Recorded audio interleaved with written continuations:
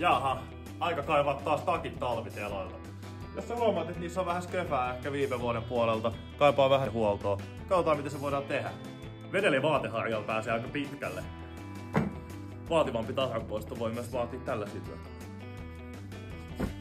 Tosiaan, viime vuodelta jäi vähän sköpää tohon takkiin. Koitetaan poistaa sitä.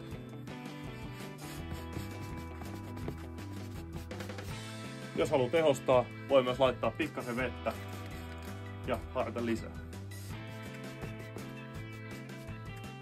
Tadaan!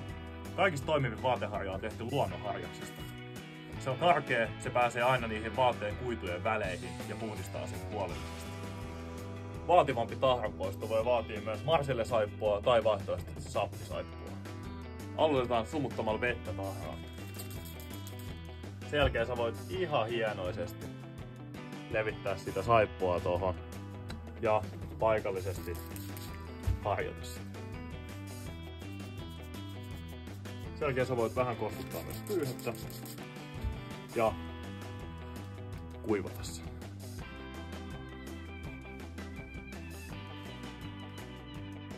Tadaa! Jos vaate on päässyt nukkaantumaan käytössä, sä voit käyttää ne nukkaharjaa. Ota kuidun mukaisesti hellällä liikkeellä. Kierrät nukan pois. Takki oli pintissä. Sä voit tosiaan käyttää samoja asioita, mitä sä käytät itses huoltamiseen. Tsemppiä!